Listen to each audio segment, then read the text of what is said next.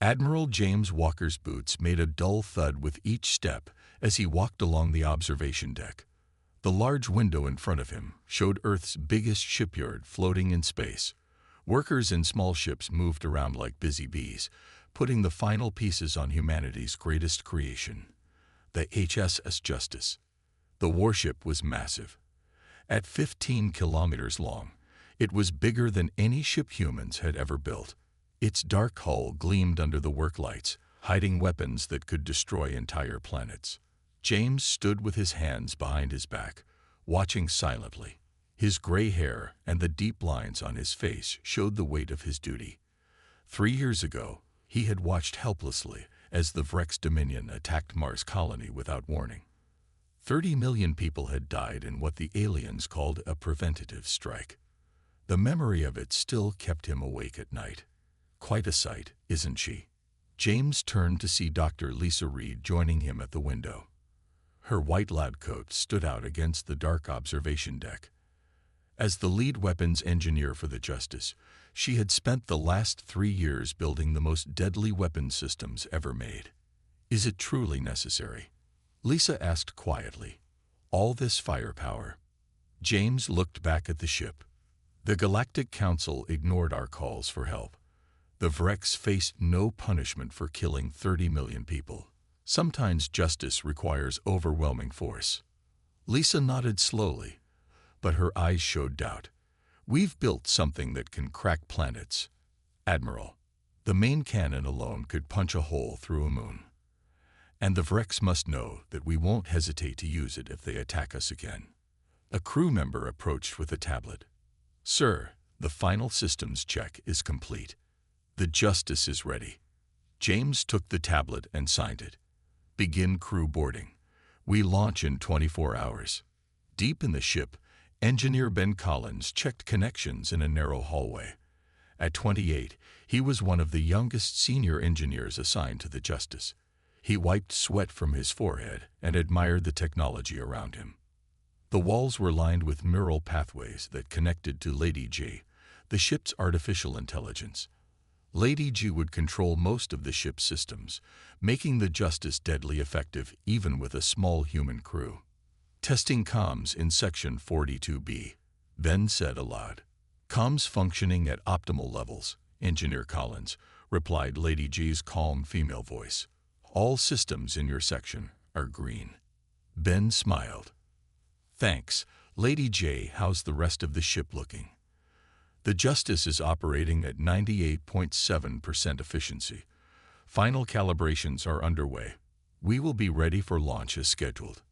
Ben patted the wall fondly. Humanity's greatest achievement. Let's hope we never have to show the galaxy what you can really do. Captain Tom Miller stood in his new quarters, unpacking his few belongings. At 45, he had commanded 3 ships before, but nothing like the Justice. His previous ship could fit in the Justice's landing bay with room to spare. He placed a small photo frame on his desk, a picture of his family back on Earth. His wife Jane and their 2 children smiled back at him. Tom wondered what they would think of this mission. Was he protecting them or putting them in greater danger? A chime announced a visitor. Admiral Walker entered when Tom called out. Captain Miller, James said, offering his hand. How are you settling in? Tom shook it firmly. Still finding my way around, sir. It's a big ship. The biggest. And now, it's yours. James handed him a datapad. These are your orders, directly from Earth Command. Tom read through them quickly, his expression growing serious. This is a show of force mission, then. The Vrex need to understand that humanity won't be an easy target anymore. Take the Justice to the edge of the Epsilon sector. Let them see what we've built. Let them know that next time they attack us, we can hit back harder. And if they attack the Justice, James's eyes hardened. Then you show them exactly why that's a mistake they'll only make once. On the bridge of his flagship, General Crusade of the Vrex Dominion clicked his mandibles as he studied the intelligence reports. His segmented eyes narrowed at the holographic images of the human warship. They've actually done it, he said to his second-in-command. The humans have built a planet killer. Commander Vroll flared his neck ridges in concern. The Council will not be pleased. This violates at least 3 galactic accords. The Council. Crusade laughed, a harsh chittering sound. The Council did nothing when we destroyed their Mars colony. Why would they act now? That was different. We convinced them it was necessary for galactic security. Crusade turned to the viewport, where the stars of his empire stretched into the distance. And now the humans have given us exactly what we need to finish what we started. He tapped a command into his console. Prepare a battle fleet. Position it at the Epsilon outpost. But sir, Vroll protested, our intelligence suggests the humans will send their ship there as a warning only. If we position a battle fleet, then they will either retreat, proving they are cowards despite their new weapon, or they will fight, giving us the excuse we need to call for their complete destruction. Crusade's mandibles spread in what passed for a smile among his kind. Either way, the Dominion wins. Back on the Justice, Admiral Walker gave his final inspection as the crew settled in. 5,000 humans among corridors and rooms designed for 20,000. The ship felt empty, but Lady J's presence filled the void. In the massive engine room, technicians prepared the revolutionary drive system that would allow the Justice to outrun light itself. In the weapons control center, Lisa's team ran final checks on weapons that could shatter worlds. James found himself back on the observation deck, looking out at Earth. Beautiful, vulnerable Earth, with its blue oceans and white clouds. A world the Vrex would happily destroy, just as they had Mars. We didn't want this, he whispered to himself. We never asked for war. But we will not be victims again. The ship's PA system activated. All personnel, prepare for departure. Repeat, all personnel, prepare for departure. As the Justice slowly moved away from the shipyard, its massive engines glowing with power, James wondered what they had truly created. A defender, a deterrent, or something that would change humanity forever. The greatest warship ever built began its journey to the stars, carrying with it humanity's fear, rage, and hope. The galaxy would never be the same.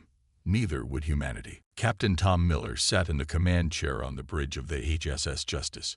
Around him, crew members worked at their stations, their faces lit by the glow of screens. The massive bridge felt too big for the small number of people on it, but Lady J, the ship's AI, was always present. Captain, we're approaching the jump point for the Epsilon sector, said Jack, the navigation officer. Tom nodded. Prepare for FTL jump. Lady J, status report. The AI's calm voice filled the bridge. All systems operating at peak efficiency, Captain. The crew is at ready status. Weapons systems are on standby. Remember, this is a show of force only, Tom reminded his crew. We drop out of FTL at the edge of the Vrex outpost's sensor range. Let them see us, and wait for their response. The orders were clear. The Justice wasn't supposed to fire first. Earth wanted to show its new power, not start a war. Tom hoped the Vrex would understand the message. Leave humans alone, or face something they couldn't defeat. FTL drives charged and ready, reported Jack. Jump in 3, 2, 1. The stars outside stretched into lines as the Justice slipped into faster-than-light travel. The ship barely shuddered, despite moving at speeds that would have torn apart any other vessel. Tom used the quiet moment to study the data on his personal screen. The Epsilon outpost was a small Vrex base, nothing that should worry the Justice, a simple mission to deliver a message. But something felt wrong.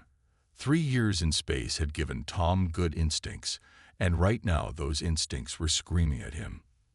Lady J, run another scan of the Epsilon sector based on our latest intelligence. Scanning, Captain. Information is limited at FTL speeds. Tom drummed his fingers on the arm of his chair. Let me know the moment we have better data. 10 minutes later, the Justice dropped out of FTL at the edge of the Epsilon sector.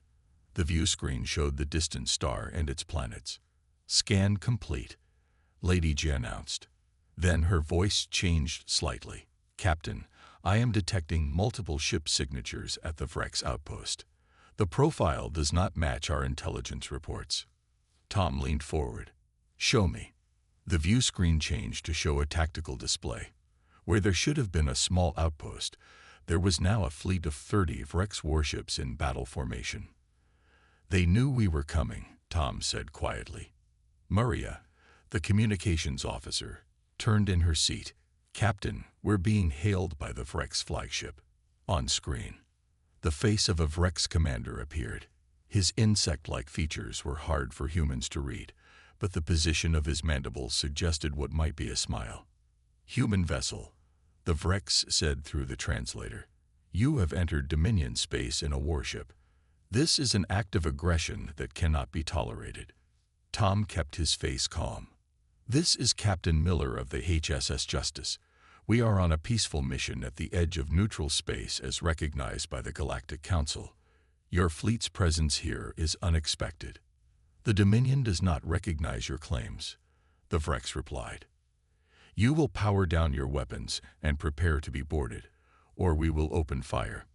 Tom looked at his tactical officer, Mark, who shook his head slightly. This was a trap. The Vrex had positioned a battle fleet here deliberately, waiting for the Justice to arrive. We will not power down and we will not be boarded, Tom said firmly. We are not looking for a conflict, Commander. I suggest you stand down. The screen went blank. They've cut communication, Maria reported. Captain, they're powering up weapons. Tom didn't hesitate. Red alert. Battle stations. Lady J, defensive protocols. The bridge lights dimmed to red as alarms sounded throughout the ship. Crew members who had been watching the exchange now rushed to their positions. Vrex vessels are firing, Mark called out. On the view screen, streaks of energy shot from the Vrex ships toward the Justice. In any normal situation, 30 warships firing at once would destroy a single vessel instantly. But the Justice wasn't normal. The massive energy bolts hit the Justice's shields and dissipated like water on hot stone. The ship barely trembled. Shields holding at 98%, Lady J reported calmly. No damage to any systems. The bridge crew looked at each other in amazement. They had been told the Justice was powerful, but seeing it withstand such an attack without damage was still shocking. Tom allowed himself a small smile. Lady J, target the lead vessels. Precision strikes only. Targeting complete, Captain. Awaiting your order. Tom took a deep breath. This would be the Justice's first real combat. Once they fired, there was no going back. Fire. From the outside, the Justice seemed to barely respond. Small points of light appeared along its hull, hardly visible against the vastness of space. What followed was not a battle. It was a demonstration. Pencil-thin beams of energy shot out from the Justice, each one finding its target with perfect accuracy. The beams cut through Vrex shields as if they weren't there, slicing through the hulls of the alien ships with surgical precision. 5 Vrex warships exploded in the first exchange, not from direct destruction, but from their own power cores destabilizing after the Justice's weapons severed critical systems. Enemy vessels attempting to regroup, Mark reported, his voice shaking slightly at the display of power he was witnessing. Tom nodded. Lady J, second volley. Disable their propulsion and weapons only if possible. Understood, Captain. Adjusting targeting parameters. The Justice fired again. This time, the energy beams were even more precise, cutting off engine sections and weapons arrays without destroying the ships completely. On the Vrex flagship, General Crusade watched in growing horror as his fleet was taken apart piece by piece. This was not how it was supposed to go. The humans weren't supposed to have a ship this powerful. Order all vessels to focus fire on their midship section, he commanded desperately. His remaining ships obeyed, concentrating their fire on a single point of the Justice. For a moment, the human ship's shields glowed brightly at the impact point. Shields at 92% in Section 4. Lady J reported. Redistributing power. Tom watched the tactical display as more Vrex ships were disabled. This isn't a fair fight, he said quietly. They ambushed us, sir, Mark reminded him. I know. Tom looked at the remains of the Vrex fleet. 20 of their 30 ships were either destroyed or disabled. The rest were still firing, but achieving nothing. But this feels wrong. Maria turned in her seat. Captain, we're receiving surrender signals from 3 of the disabled Vrex vessels. Tom nodded. Cease fire on those ships. He thought for a moment. Send a message to the Vrex flagship. Tell them we will accept their surrender and provide assistance to their damaged vessels. Otherwise, we will continue until their fleet is completely neutralized. A tense minute passed. The Vrex flagship is responding, Maria said. They're surrendering, Captain. A heavy silence fell over the bridge. The Justice hovered untouched among the debris and damaged ships of what had been a proud Vrex battle fleet. Tom felt no triumph, only the weight of what had just happened. Stand down from red alert, he ordered. Begin rescue operations for the damaged Vrex ships. As the crew moved to obey, Tom turned to his personal screen and began composing his report to Earth Command. How could he explain what had just happened? The Justice hadn't just won a battle. It had shown that the balance of power in the galaxy had fundamentally changed. Earth had wanted to send a message with the Justice. They had sent one, stronger than anyone had expected. Tom wondered what the response would be. As he looked at the broken Vrex fleet on his screen, he feared he already knew the answer. The galaxy would never be the same. 2 weeks after the battle in the Epsilon sector, Earth was celebrating. News of the Justice's victory had spread across every human colony. For the first time in decades, the Vrex were retreating from human space. People felt safe again. But on board the Justice, the mood was different. Captain Tom Miller sat alone in his quarters, staring at reports on his screen. The blue light cast shadows on his tired face. He hadn't slept well since the battle. A soft knock on his door broke the silence. "Come in," Tom called. Engineer Ben Collins entered, carrying a tablet. He stopped when he saw the captain's face. "Is this a bad time, sir?" Ben asked. Tom shook his head. "No, just reviewing the reports from our last mission." He gestured to the screen. 3 million Vrex civilians dead in the crossfire. Ben looked confused. "Sir, our weapons were precise. We didn't target any civilian areas." "No, but when we disabled the Vrex battle cruiser over Torton IV, it crashed into a moon colony. The Vrex evacuated most of their military personnel, but left the civilian workers." Tom rubbed his eyes. "The Galactic Council just sent the casualty reports." Ben sat down across from the captain. "That wasn't our fault. We couldn't have known. Couldn't we?" Tom looked up. "We have the most advanced sensors in the galaxy. Lady J could have calculated the cruiser's fall path. We could have used a different approach." He closed the report. "We're becoming what we hated, Ben." "What do you mean?" "The Vrex killed millions of our people, and we hated them for it. Now we've done the same thing." Tom stood up and walked to the window. "And Earth is celebrating." In the ship's mess hall, Lisa Reed sat with a group of officers. The television screen showed crowds cheering in New York City. The Justice's crew were being called heroes. "Doesn't feel right," Lisa said, pushing her food around her plate. "They're treating us like we won some kind of sports game." Mark, the tactical officer, shrugged. "We won a battle. People are happy we're safe. But at what cost?" Lisa asked.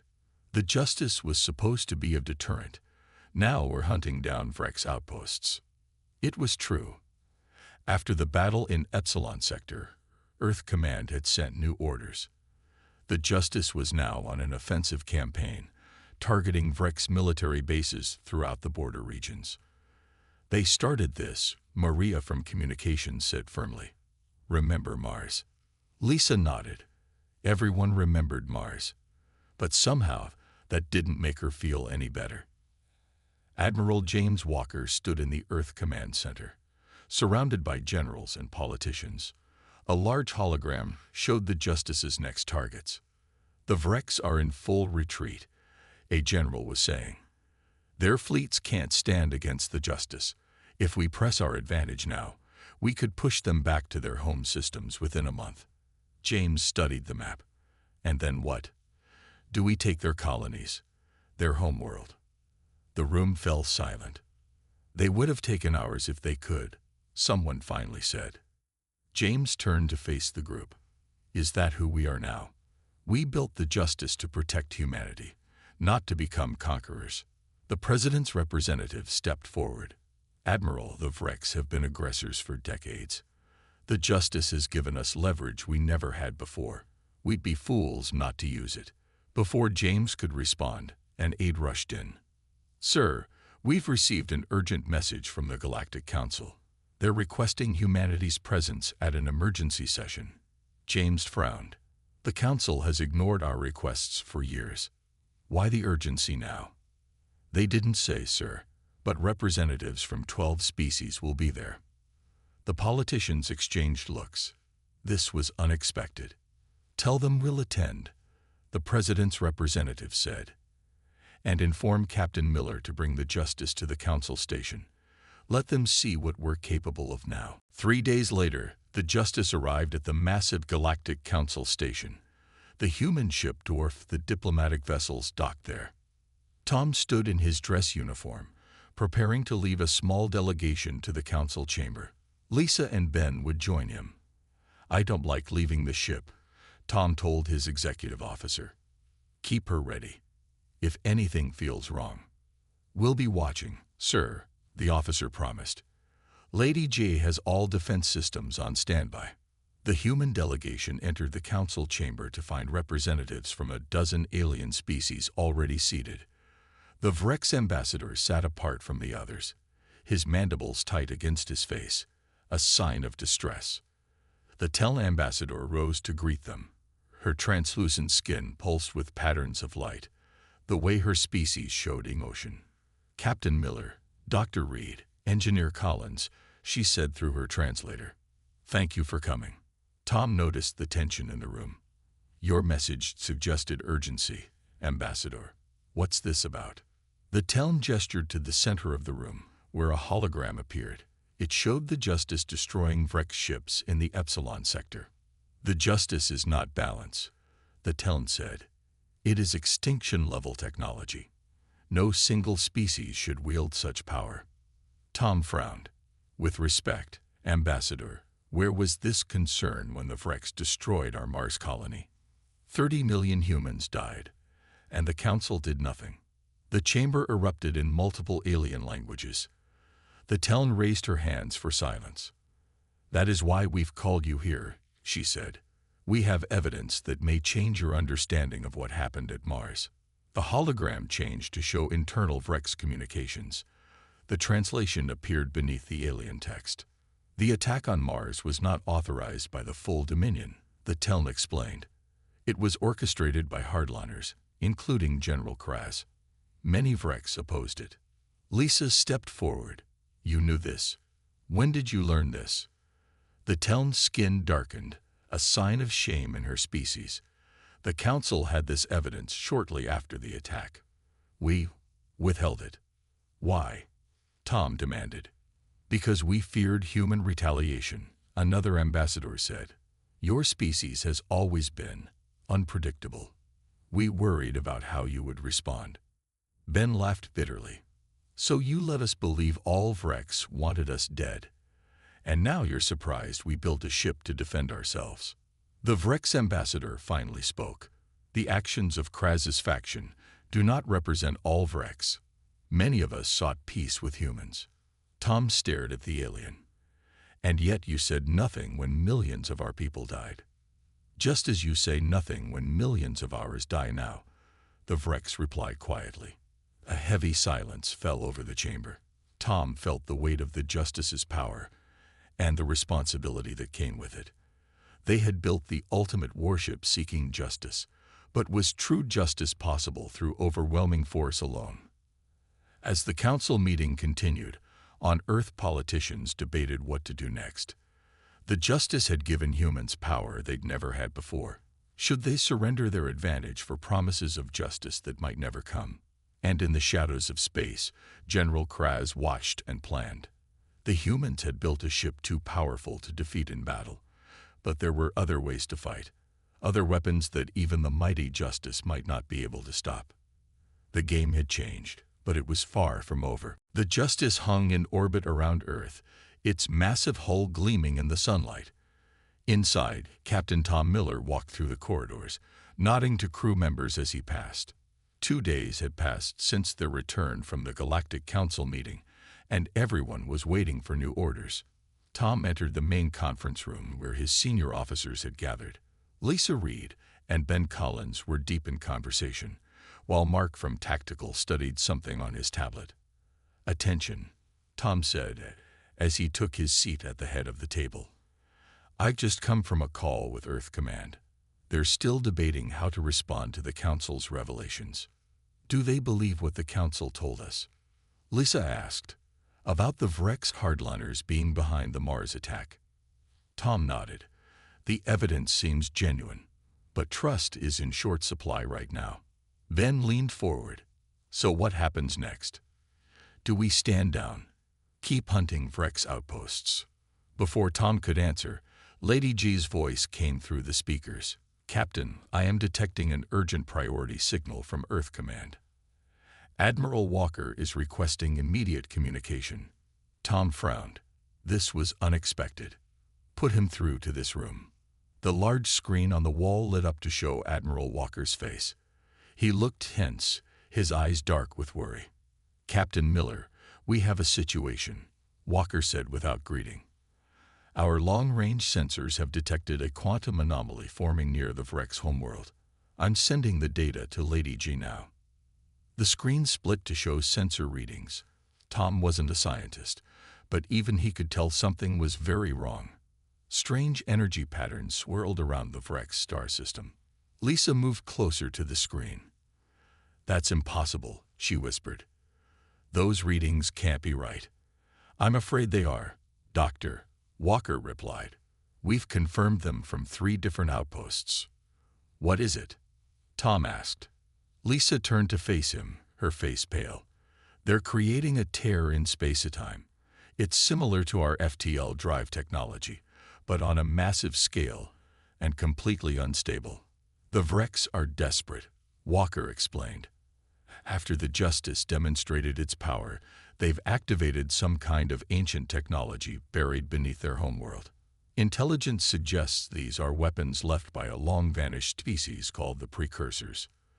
They can't control something like that," Lisa said, her voice rising. "If that tear collapses, it could take out their entire system. And the shockwave could reach us too." Tom stood up. "What are our orders, Admiral?" Walker took a deep breath. "The Justice is the only ship with enough power to potentially neutralize this threat. You are to proceed to the Vrex homeworld at maximum speed." "And then what?" Tom asked. "We're not sure," Walker admitted. "Our scientists are working on solutions now. Dr. Reed will receive their theories during your journey. But Captain," he paused, "there are 7 billion Vrex on their homeworld. If this anomaly can't be stopped, they'll all die." The room fell silent as the weight of those words sank in. "We'll do what we can, Admiral," Tom finally said. "Justice out." As the screen went dark, Tom turned to his officers. "Battle stations, prepare for immediate departure." The Justice dropped out of FTL at the edge of the Vrex system. The view screen showed a scene from Nightmare. A writhing darkness surrounding the Vrex homeworld, ribbons of energy tearing through space. "My God," Ben whispered from his station. "Analysis, Lady J," Tom ordered, his voice steady despite the chaos before them. "The anomaly is growing at an exponential rate," the AI reported. "At current progression, complete system collapse will occur in approximately 4 hours and 26 minutes. Lisa looked up from her station. "Captain, I've been studying the data from Earth. This isn't a weapon. At least, not one the Vrex can control. They've activated something they don't understand, and now it's running wild." Can we stop it? Tom asked. Lisa hesitated. Maybe. Our main cannon could potentially disrupt the energy patterns if we fire directly into the center of the anomaly. But we'd have to get dangerously close, and the energy backlash would be substantial. How substantial? The Justice would absorb enough energy to fry most of our systems. We might lose Lady J, life support, everything. Tom nodded slowly, understanding what she wasn't saying. They might save the Vrex, but the Justice would likely be destroyed in the process, along with everyone on board. Get me a channel to any Vrex ships in the area, he ordered. A moment later, a familiar face appeared on screen. General Crusade himself, mandibles tight with fear. Captain Miller, the Vrex general said. You've come to witness our destruction. We've come to help, if we can, Tom replied. What happened, Crusade? The Vrex commander's compound eye shifted. We found precursor technology beneath our capital city. My scientists believed it could match the power of your Justice. His mandibles clicked rapidly, a sign of distress. They were wrong. We cannot control it. You've doomed your own people trying to match our power, Tom said quietly. Yes. Crusade's voice was barely audible. Our evacuation ships can only save a tiny fraction of our population. The rest will die when the anomaly collapses. Tom turned to Lisa. How soon can the main cannon be ready? 20 minutes to reconfigure it for this type of target, she replied. Do it. Tom turned back to the view screen. General, we're going to attempt to neutralize the anomaly. Order your ships to fall back to a safe distance. Crusade's eyes widened. You would help us? After everything. This isn't about revenge anymore, Tom said. Get your people to safety. As the communication ended, Tom stood up. This is Captain Miller to all crew. Prepare for emergency operations. All non-essential personnel to escape pods as a precaution. Over the next 30 minutes, the Justice moved carefully toward the growing anomaly. The massive ship seemed small against the swirling darkness that was slowly consuming the Vrex homeworld. Main cannon reconfigured and ready, Lisa reported from the weapons station. Her face was grim but determined. All Vrex evacuation ships are clear of the danger zone, Maria added. Tom looked at the view screen. The Justice had been built to destroy, to be the ultimate weapon of war. Now they would see if it could also save. Lady J, divert all power to shields and the main cannon, Tom ordered. Target the center of the anomaly. Target locked, Captain. Lady J replied. Firing solution calculated. Be advised. Energy readings indicate a 78.4% probability of severe system damage upon firing. Tom took a deep breath and looked at his bridge crew. No one spoke, but he could see in their eyes that they understood the risk. They were ready. Fire. The Justice's main cannon activated, sending a blinding beam of energy directly into the heart of the anomaly. For a moment, nothing seemed to happen. Then the darkness began to pulse, ribbons of energy wrapping around the beam like hungry tentacles. Energy feedback detected, Lady J warned. Shields at maximum. The ship began to shake violently as the anomaly fought back, sending waves of power crashing against the Justice's defenses. Maintain fire, Tom ordered, holding onto his chair as the bridge trembled around him. Alarms blared throughout the ship as systems began to overload. But still, the Justice held, pouring its immense power into the heart of the darkness. And slowly, incredibly, the anomaly began to shrink. It's working. Lisa shouted over the noise of failing systems. The tear is starting to close. On the Vrex homeworld, billions looked up to see a human warship, their enemy, fighting to save them all. In that moment, as the Justice stood alone against the abyss, both humans and Vrex witnessed something neither had expected. The most powerful weapon ever built, now becoming their only hope for peace. 3 months after the incident at the Vrex homeworld, Captain Tom Miller stood at the window of a hospital room on Earth. His left arm was in a cast, and burned scars marked the right side of his face. Outside, spring flowers were blooming in the hospital garden, but his thoughts were far away among the stars. The door opened, and he turned to see Admiral Walker enter. "How are you feeling, Captain?" James asked.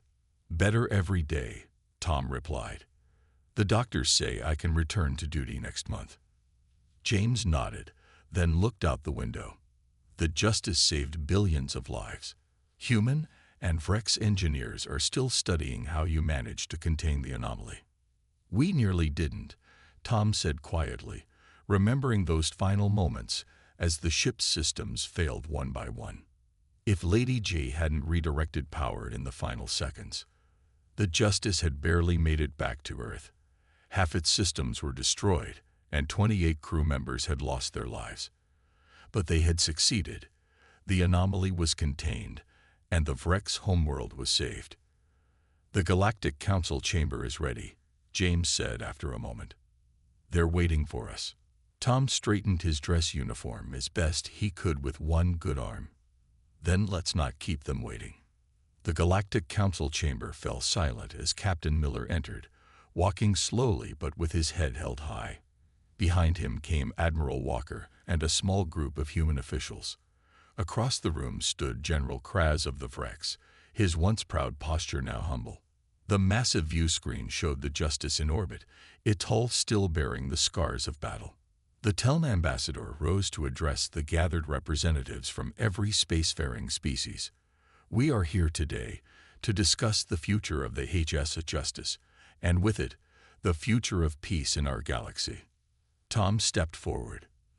The Justice was built as the ultimate weapon, humanity's answer to aggression. But at the Vrex homeworld, we discovered its true purpose, not to destroy, but to protect.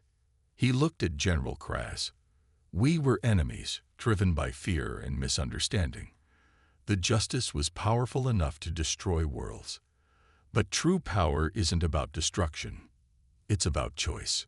Crusade moved to stand beside Tom. To the shocked assembly, the human and Vrex stood together. "The humans could have let our world die," Crusade said, his translator conveying the emotion in his alien voice. "It would have been justice, by some standards, for what happened at Mars. Instead, they chose mercy. They risked their lives to save ours." Tom took a deep breath. "We propose a new solution. The Justice cannot belong to humanity alone. Such power shouldn't belong to any single species." The chamber erupted in surprised chatter. Admiral Walker stepped forward to explain. "We propose that the Justice be recommissioned as a multi-species vessel," he said, "crewed by representatives from all council races, including the Vrex. It would serve as a protector against threats that endanger us all, but no single government would control it." The Teln ambassador's skin glowed with surprise. "This is unprecedented." "So is the Justice," Tom replied. "Power unchecked becomes tyranny. True justice requires balance." Not everyone agreed. In the Earth delegation, several officials frowned. Among the Vrex, hardliners clicked their mandibles in disagreement. Other species whispered among themselves, calculating advantages and risks. Lisa Reed, her arm still in a sling, stood up from her seat. "The Justice's technology can be used for more than war. Its energy systems could power colonies on harsh worlds. Its shields could protect stations from solar flares. Its sensors could study phenomena we've never understood before." Ben Collins joined her. "We built it as a weapon, but it can be so much more, a symbol of cooperation instead of fear." The council debated for hours. Some argued that Earth should keep control of the ship it had built. Others feared what would happen if the technology was shared. The Vrex delegation was split between those who supported Crusade's new vision and those who still hungered for power. Finally, the Teln ambassador called for a vote. One by one, the species made their choice. 1 year later, the rechristened GZS Harmony departed Earth's orbit on its maiden voyage. Its weapons remained, but its purpose had transformed.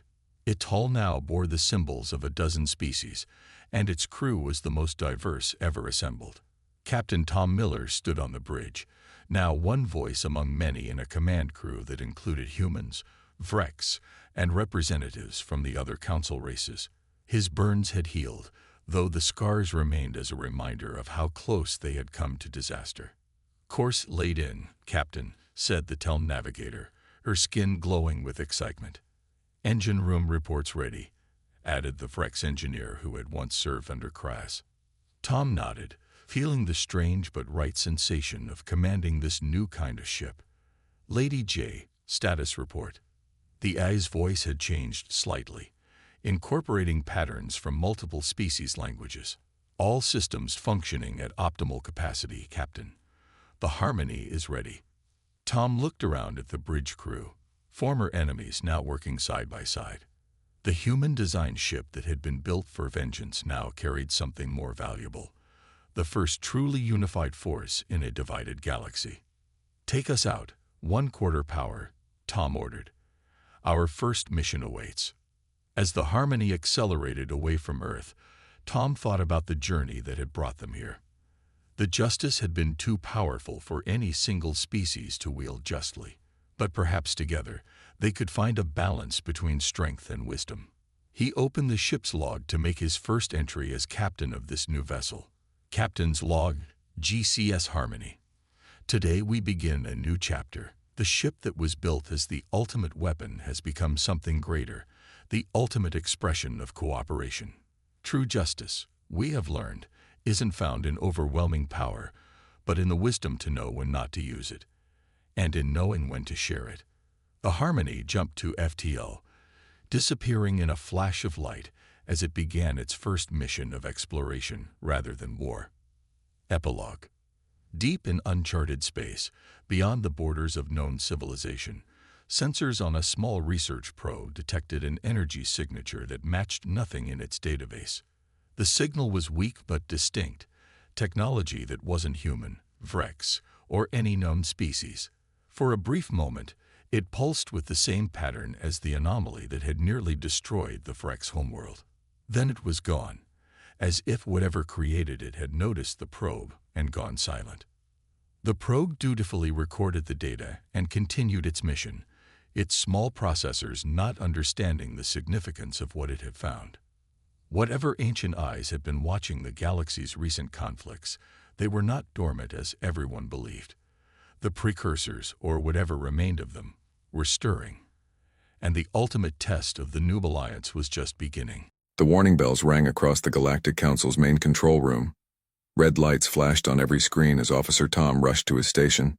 His forearms moved quickly over the control panel, trying to understand what the sensors had found. "What is it?" asked Commander Blue, his blue skin turning darker with worry. He was a Kelton, one of the oldest species in the galaxy.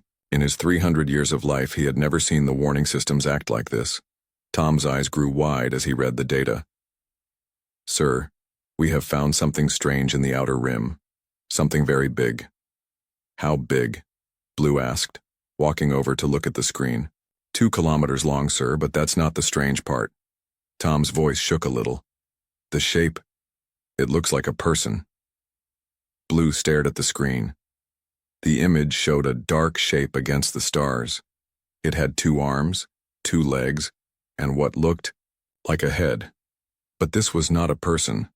This was a ship, a massive ship built to look like a humanoid. "Send this to all fleet commanders," Blue ordered, "and call an emergency meeting of the Council. Within hours, ships from 12 different species received the alert." The news spread fast through the galaxy's communication networks. A humanoid ship, bigger than most space stations, was moving through their territory. No one knew who built it or what it wanted. Admiral Vex sat in his command chair aboard the battleship Starfire. He was a Zortan, tall and thin with gray skin and large black eyes. He had fought in many wars and had seen many strange things in space, but this was different. "Show me the scans again," he told his crew. The main screen displayed the humanoid ship. It moved slowly through space, its arms slightly bent, its head turning left and right as if it was looking for something. The sight made even the bravest soldiers feel afraid. "The hull is made of unknown metal," reported Science Officer Kate. She was human-like, but with green skin and 3 eyes. Our sensors cannot see inside it. Whatever this metal is, it blocks all our scanning attempts. Weapons? Vex asked. We think so, sir. Energy readings suggest very powerful weapons built into the arms and chest area. The power levels are higher than anything we have ever seen. Vex nodded slowly. In his 60 years as a military officer, he had learned to trust his feelings. And right now his feelings told him this ship was dangerous, very dangerous. The Galactic Council met in the Great Hall on Station Prime. Representatives from dozens of species filled the circular room. The air was thick with tension as they all looked at the large screen showing the humanoid ship. Council. Leader Zara stood at the center. She was a Novan with silver skin that glowed softly in the light. Her people were known for being calm and wise, but even she looked worried. Fellow beings, she began. We face something we have never seen before. This ship appears to be designed like a humanoid form. We do not know who built it or why. A representative from the Crix species raised his hand. The Crix looked like giant insects with hard shells and multiple eyes. Has anyone tried to talk to it? Yes, Zara replied. We have sent messages on all known frequencies. There has been no response. Maybe it cannot understand us, suggested a Felton representative. The Feltons looked like large cats that walked on 2 legs. Or maybe it does not want to talk, said General Rex, a military advisor. He was a Corvan, with thick, gray skin and small horns on his head. Look at its design. This is not a ship built for peace, this is a weapon. The room filled with worried voices.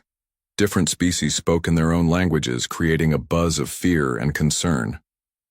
Order, Zara called out. We must think clearly about this. Dr. Lisa, the council's chief scientist, stood up. She was one of the few pure humans in the council, small compared to most other species, but respected for her knowledge. The ship's behavior is strange, she said. It moves like it is alive. The way it turns its head, the way it moves its arms. This is not normal for any ship we know. What are you saying? Asked Admiral Vex, who had joined the meeting by video. Link from his ship. I am saying this might not be just a ship, it might be something else. Something we do not understand. The room went quiet. The idea that the humanoid shape might be more than just design was frightening to everyone. It is heading toward the inner colonies, reported Intelligence Chief Mark. He was a Tellan with blue fur and large ears that could hear sounds from great distances. If it continues on this path, it will reach populated systems in 10 days. We cannot let that happen, General Rex said firmly. We must stop it before it reaches our people. But we do not know if it is hostile, Dr. Lisa argued. Look at it. Rex pointed at the screen. It is a weapon with arms and legs. What more proof do you need? Zara raised her hand for silence. We will vote. All in favor of classifying this ship as a weapon of mass destruction? One by one, hands, claws, tentacles, and other appendages rose around the room. The vote was almost unanimous.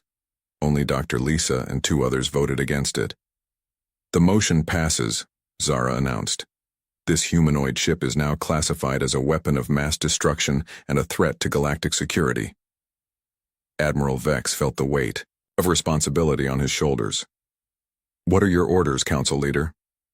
Assemble a task force. Ships from all member species. Find this thing and stop it before it can harm our citizens. And if it will not surrender? Vex asked. Zara's silver skin seemed to lose some of its glow. Then you must destroy it. As the meeting ended, representatives returned to their ships and stations to spread the news. Across the galaxy, military fleets prepared for what might be the strangest battle they had ever fought. They were going to war against a ship that looked like a giant person. But none of them knew the truth. The humanoid ship was not a weapon at all. It was something much different, and much more human than any of them could imagine. Strike Commander Rex stood on the bridge of his flagship, the Thunderstrike. Around him, 60 ships from 7 different species moved in perfect formation. This was the largest task force ever assembled by the Galactic Council. Their mission was simple but dangerous. Find and stop the humanoid ship before it could reach the populated worlds. All ships report ready, Commander, said his second-in-command, Lieutenant Dan. Dan was a Corvan like Rex, but younger and less experienced in battle. Rex nodded as he looked at the tactical display. Red dots showed the positions of all the ships in his fleet. Battleships, destroyers, fighters, and scout ships, all working together for one purpose. The target was last seen in the Gamma sector. Rex announced over the communication system. All ships will spread out and create a search grid. When we find this thing, no one attacks without my direct order. Sir, called out Navigator Pete from his station. Why are we being so careful? If this is really a weapon, should we not destroy it as soon as we see it? Rex turned to face the young officer. Because, Pete, we still do not know what we are dealing with. This ship might have weapons we have never seen before. We need to study it first, then decide how to stop it. The fleet divided into 3 groups, each covering a different star system. Rex led the main group toward the center, where the humanoid ship was most likely to appear. As they traveled through hyperspace, he thought about the strange reports they had received. The ship moved like a living thing. It changed direction without warning. Sometimes it stopped completely, as if it was listening or looking for something. But looking for what? Captain Miles commanded the destroyer Swift Wind in the second group. His ship was fast and quiet, perfect for scouting missions. Miles was a Felton, and his cat-like senses were sharper than most other species. Contact, his sensor operator suddenly shouted. Large ship detected, bearing 270. Miles jumped to his feet. Show me. The main screen lit up with the image that had terrified the entire galaxy. The humanoid ship hung in space, like a giant metal pursuit. Its arms were slightly bent and its head seemed to be turning slowly from side to side. By the stars, whispered his weapons officer. It is really shaped like a person. Send word to Commander Rex immediately, Miles ordered. And keep our distance. We do not want to make it angry. The message reached Rex within minutes. All ships converge on Captain Miles's position. Maintain safe distance. That means at least 50 kilometers away from the target. As the fleet gathered, more and more crew members got their first look at the humanoid ship. Many had not believed the reports, but seeing it with their own eyes made it real and terrifying. It is huge, said Lieutenant Dan, staring at the screen. How did anyone build something that big? And why make it look like a person? Added Communications Officer Sarah. She was a Tellan with sensitive hearing, and she was trying to pick up any sounds from the strange ship. Rex studied the target through his binoculars. The ship's hull was dark gray, almost black.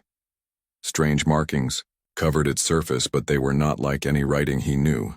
The head section had what looked like eyes, probably sensor arrays, and they seemed to be looking directly at his fleet. Sir, Sarah called out, I am detecting something strange. What kind of strange? The ship is sending out very weak signals. Not like messages, but more like scanning beams. It is studying us just like we are studying it. This news made Rex uncomfortable. Can you tell what kind of scans? No, sir. The technology is completely unknown to us. Dr. Amy, the fleet science officer, worked at her station trying to understand what they were seeing. She was a Novan-like council leader, Zara, and her people were known for their analytical minds. Commander, she said, I have been watching the ship's movements. It is not random. What do you mean? Every time it changes position, it moves away from shipping lanes and trade routes. It seems to be avoiding areas where it might encounter civilian ships. Rex frowned. Are you saying it does not want to hurt innocent people? That is what the data suggests, sir. Before Rex could respond, alarms started ringing throughout the fleet. Multiple contacts, shouted the sensor operator. 3 more humanoid ships approaching from different directions. The tactical display showed 4 red dots now, each representing a massive humanoid ship. They were moving in a pattern that looked almost like they were surrounding Rex's fleet. All ships, battle stations, Rex commanded, but hold fire unless they attack first. The 4 humanoid ships moved closer. Their movements were smooth and coordinated, like dancers performing together. As they approached, the fleet's communications system suddenly came alive with strange signals. Sir, Sarah reported. They are trying to talk to us, but I cannot understand the language. Put it on speaker. A series of sounds filled the bridge. They were not random noises, but clearly some kind of language. The sounds were deep and rhythmic, almost musical. Computer, analyze the signals, Rex ordered. Analysis complete, the ship's computer replied in its mechanical voice. The signals contain mathematical patterns. They appear to be attempting to establish basic communication. Dr. Amy looked up from her station. Commander, I think they are trying to show us they mean no harm. These signals, they are not weapons frequencies, they are trying to talk. Then why do they not use standard galactic languages? Maybe they do not know them yet. Rex felt confused. Nothing about this situation made sense. These ships looked like weapons, but they acted like they wanted to talk. They were huge and powerful, but they seemed to avoid hurting anyone. Sir, Lieutenant Dan said quietly, what if we have made a mistake? What kind of mistake? What if these are not weapons at all? Before Rex could answer, one of the humanoid ships began moving toward his fleet. But it did not move like it was attacking. Instead, it moved slowly and carefully, like someone trying not to scare a frightened animal. All ships hold position, Rex ordered. Let us see what it does. The humanoid ship stopped exactly 50 kilometers away, the same distance Rex had, ordered his own ships to maintain. Then it did something that surprised everyone. It raised one of its massive arms and waved. It was greeting them. Commander, Dr. Amy said in amazement, I do not think these are weapons. I think these are people. Rex stared at the screen. The implications of what she said were enormous. If these were not weapons, then the Galactic Council had declared war on an innocent species, a species that was trying to be friendly. Get me a direct line to Council Leader Zara, he said. We need to talk. But as he waited for the connection, Rex wondered if it was already too late. How do you apologize to someone when you have already pointed 60 warships at them? The hunt had begun, but Rex was starting to realize they might be hunting the wrong target. Captain Jack stood in the neural command center of the rescue ship Guardian. Around him, soft blue lights pulsed in rhythm with the ship's massive heart-like engine. The Guardian was not just a ship. It was humanity's greatest achievement, a dynamic living machine that could think and feel alongside its human crew. Jack placed his hand on the warm metal surface of the command interface. Immediately, his mind connected with the ship's artificial intelligence, a system they called Anna. Through this connection, he could see and feel everything the ship experienced. Anna, show me the search pattern for Sector 7, Jack said, softly. Images flooded his mind. The vast emptiness of space, scattered debris from destroyed ships, and the faint energy signatures that might lead them to survivors. For 4 months now, the Guardian and 3 other human rescue ships had been searching for the colony ship New Dawn. The New Dawn had left Earth 2 years ago with 15,000 colonists, hoping to build humanity's first home in this part of the galaxy. But something had gone wrong. Their last message spoke of system failures and a desperate attempt to land on an unknown planet. Jack, Anna's voice spoke directly into his mind. The alien ships are still following us. They maintain distance but watch our every move. Jack sighed. The alien fleets had been tracking them for days. Every attempt at communication had failed. The aliens seemed to think the human ships were some kind of threat. Keep trying to talk to them, Anna. Use mathematics, music, anything that might work. I have tried 17 different communication methods, Anna replied. They receive our signals but do not respond properly. I believe they think we are weapons. This made Jack sad and frustrated. Humanity had finally reached the stars, only to be misunderstood by the first aliens they met. The rescue ships were designed to look humanoid because humans worked better with familiar shapes. But to the aliens, this design probably looked scary. In the medical bay, Dr. Lisa checked the emergency treatment pods for the 100th time. She was the chief medical officer, ready to help any survivors they might find. The Guardian could treat up to 5,000 injured people at once, using the most advanced medical technology humanity had ever created. Still no word from the search teams? She asked Nurse Mike, who was organizing medical supplies. Nothing yet, Mike replied. But Captain Jack thinks we are getting close. The debris trail is getting stronger. Dr. Lisa nodded and continued her work. She had volunteered for this mission because she believed in helping people. When the distress signal from New Dawn reached Earth, thousands of people had volunteered to join the rescue mission. They knew it would be dangerous, but they could not leave fellow humans stranded in space. In the engine room, Chief Engineer Dave monitored the ship's biomechanical systems. The Guardian was partly alive with organic components that could heal themselves if damaged. This made the ship incredibly tough and able to survive in dangerous conditions. "How are the other ships doing?" Dave asked his assistant, Engineer Lisa. "Defender, Protector, and Savior are all running perfectly," Lisa replied. "Their crews report the same problems we have. The aliens think we are attacking them." Dave shook his head. "If they only knew we were here to save lives, not take them." On the bridge, Communications Officer Paul worked desperately to establish contact with the alien fleets. He had spent years learning about different species and their languages, but these aliens used completely different communication methods. "Captain," Paul called out, "I am picking up increased chatter from the alien ships. Something has changed." Jack disconnected from Anna's neural link and walked to Paul's station. "What kind of change?" "They seem excited about something. And sir, I am detecting more alien ships approaching from 3 different directions. This was bad news. If more alien ships arrived, the situation could become very dangerous very quickly." Jack made a difficult decision. "Anna, prepare to send a general distress signal on all frequencies. Make it clear we are on a rescue mission." "Jack," Anna's voice sounded worried, "if we reveal our true purpose, we might also reveal the location of any New Dawn survivors. The aliens might reach them first." It was a terrible choice. Risk the survivors' safety to prevent a war, or stay silent and hope the aliens did not attack. Before Jack could decide, Sensor Officer Tim called out from his station. "Captain, we have found something. Large debris field, bearing 180.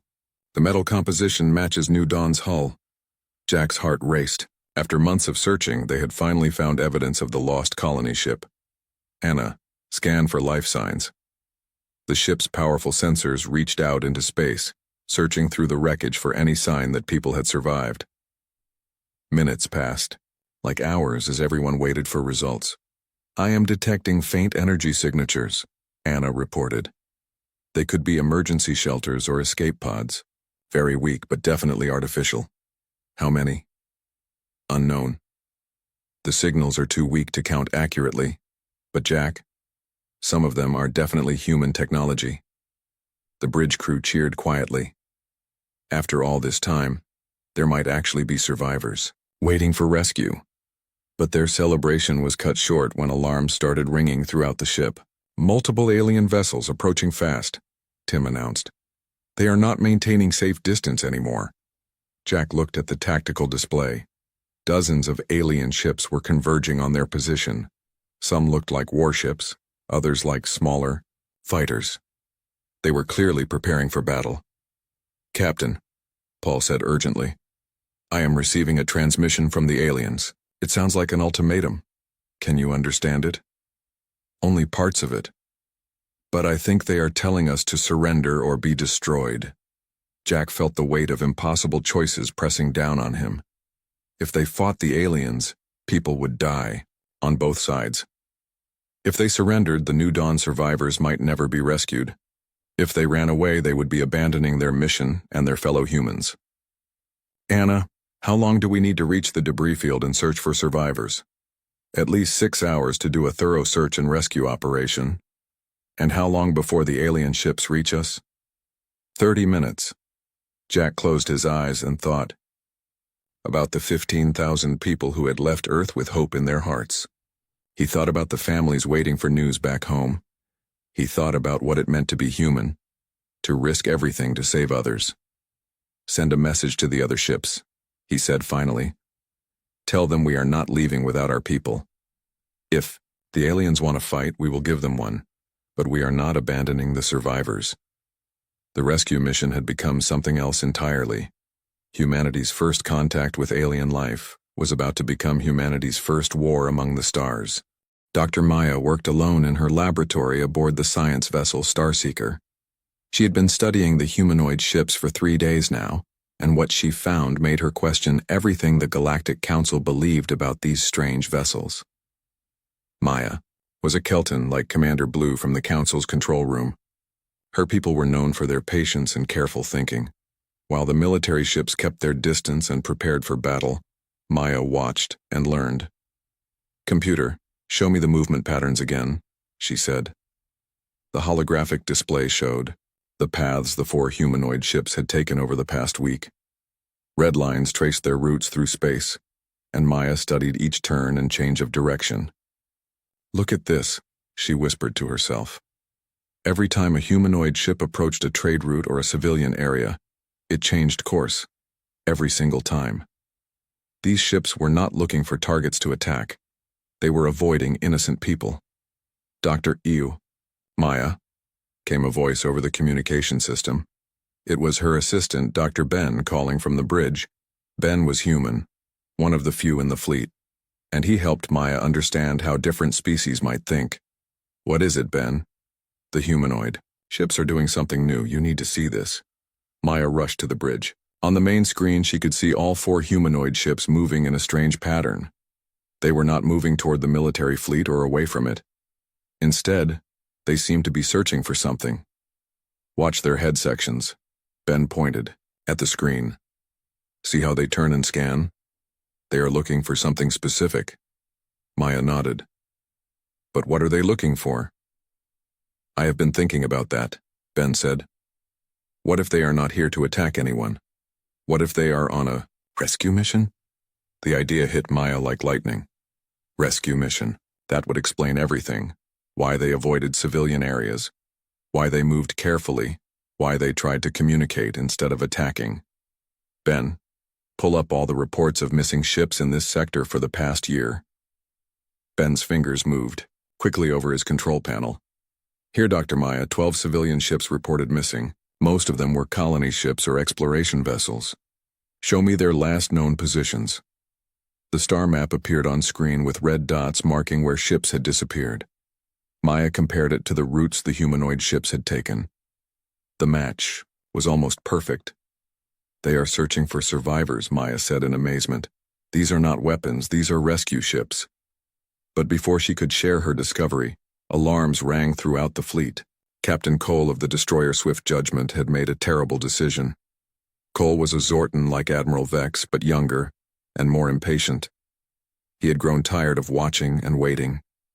In his mind, the humanoid ships were clearly dangerous, and the fleet was wasting time by not attacking them. "All fighters, follow me," Cole commanded his squadron. "We are going to get a closer look at these things." "Sir," his weapons officer protested. "Commander Rex ordered us to maintain distance." "Rex is being too careful," Cole replied. "We need to know what we are fighting." Cole led 12 fighters in a fast attack run toward the nearest humanoid ship. They pushed deep into what they thought was the enemy's weapons range, expecting a fight.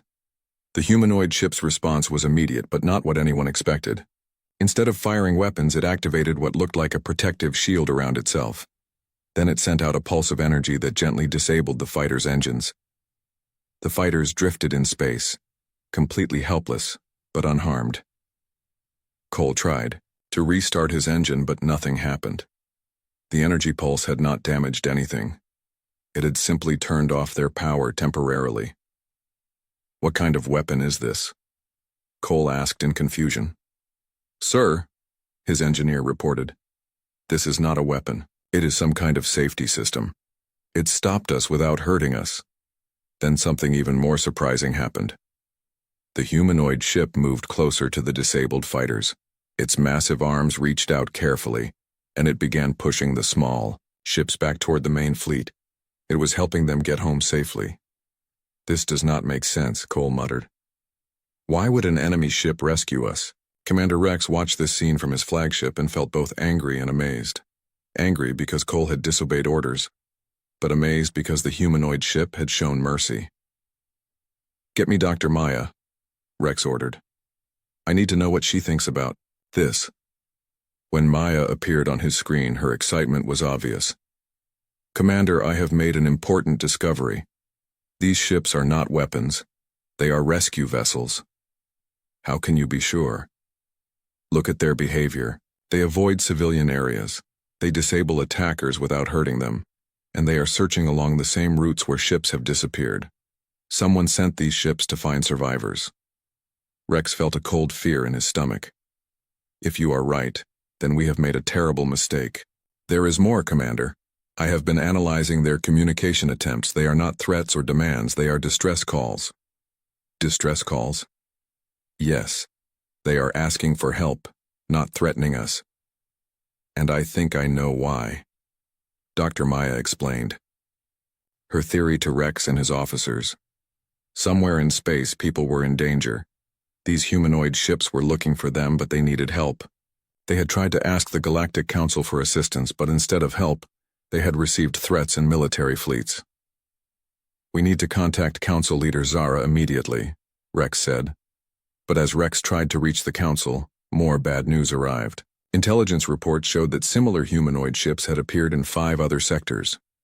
The Galactic Council, believing they were under attack, had authorized the use of planet-killer weapons.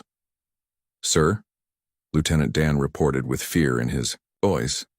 3 Council fleets are moving to attack the humanoid ships. They have orders to destroy them on sight. Rex realized they were running out of time. If the Council attacked these rescue ships, innocent people would die. Not just the crews of the humanoid ships, but also whoever they were trying to save. Maya, how long do you need to establish proper communication with them? Give me 6 hours, and I think I can create a translation program. You have 4 hours, Rex said. After that, this situation is going to get much worse. Maya rushed back to her laboratory while Rex tried desperately to contact the Council, but the communication systems were jammed with military traffic as 3 more fleets prepared for battle. Meanwhile, the 4 humanoid ships continued their search. They moved through debris fields and empty space, their sensors scanning for any sign of life. They did not know that they had been declared enemies. They only knew that somewhere people needed help, and time was running out for everyone. Dr. Maya's fingers moved frantically over her computer as the alien fleets closed in on the humanoid ships. She had been working for 18 hours straight, trying to crack the communication code. The mathematics were complex, but she was close to a breakthrough. Come on, she whispered to herself. There has to be a pattern. On her screen, waves of data showed the signals the humanoid ships had been sending. They were not random. They followed mathematical sequences that any intelligent species should understand. Prime numbers, geometric progressions, even musical harmonies. Dr. Maya, Ben called from across the laboratory. The fleets are about to engage. Commander Rex is asking for anything you have. Maya's hands shook as she input the final calculations. Suddenly, her computer screen lit up with decoded text. I have it, she shouted. Ben, send this to Commander Rex immediately. The message was simple but shocking. This is Captain Jack of Earth Rescue Ship Guardian. We are searching for survivors of colony ship New Dawn. 15,000 humans in danger. Please do not attack. We need help. Commander Rex stared at the translated message on his screen. Around him, his bridge crew waited in tense silence. The humanoid ships were not weapons. They were rescue vessels from a species called humans, searching for their own people. All ships, hold fire, Rex commanded across all frequencies. Repeat, all ships hold fire. These are rescue ships. But it was too late for some. Captain Cole, still angry about his earlier encounter, had convinced 2 other ship captains to join him in a preemptive strike. We cannot trust them, Cole argued over the radio. This could be a trick. 3 destroyers broke formation and opened fire on the nearest humanoid ship, the Protector. Energy beams and missiles streaked across space toward the massive vessel. Captain, Jack felt the attacks through Anna's sensors. The Protector was under fire, its shields taking heavy damage. All ships defensive positions, Jack ordered the other human vessels. Do not return fire. Repeat, do not return fire. The Protectors, Captain Maria, followed Jack's orders even as explosions rocked her ship. Instead of fighting back, she tried to move away from the attacking ships while her medical team prepared for casualties. But the Protector was too big and too slow. Another wave of missiles hit its hull, causing serious damage to the ship's biomechanical systems. "Maria, your ship is hurt badly," Anna reported to Jack. "She needs help." Jack made a decision that would change everything. "Anna, move us between the Protector and the attacking ships. Use our body to shield her." The Guardian moved with surprising grace for such a massive ship. Its humanoid arms spread wide as it positioned itself to protect the damaged Protector. Energy beams meant for Maria's ship struck the Guardian instead. Commander Rex watched in amazement as one humanoid ship deliberately took damage to protect another. This was not the behavior of weapons or conquerors. This was the behavior of people who cared about each other. "Cole, stop firing immediately," Rex ordered. "That is a direct command." "Sir, they are trying to trick us," Cole replied. But his voice was less certain now. Dr. Maya had been watching the battle through the fleet's sensors. She saw something that made her gasp with understanding. "Commander Rex," she called urgently. "Look at what the damaged ship is doing." On the main screen, they could see the Protector launching small pods toward the debris field where the missing colony ship had been found. Despite being under attack, the human ship was continuing its rescue mission. "They are not stopping to fight us," Rex realized. "Even while we attack them, they are still trying to save their people." The small rescue pods reached the debris field and began searching through the wreckage. One by one, they found emergency shelters where survivors had been waiting for months. Families, children, elderly people, all of them human colonists who had survived the destruction of their ship. Communications Officer Sarah suddenly picked up new signals. "Sir, I am receiving transmissions from the debris field. The survivors are thanking the rescue ships. They are calling them heroes." Rex felt sick to his stomach. His fleet had been attacking heroes who were trying to save innocent people. "All ships cease fire immediately," he commanded. "Anyone who continues to attack will face court-martial." Cole and his two ships finally stopped firing, but the damage was done. The Protector was badly hurt, and several human crew members had been injured. Captain Jack opened a communication channel to Rex's flagship. Dr. Maya's translation program allowed them to speak directly for the first time. "Commander," Jack's voice was calm but tired, "we do not want to fight you. We only want to save our people and go home." "Captain Jack," Rex replied, "I am deeply sorry for this mistake. We thought your ships were weapons coming to attack us." "We understand your fear," Jack said. "Our ships do look strange to you, but we built them this way because humans work better with familiar shapes. We never meant to frighten anyone." Dr. Maya stepped forward.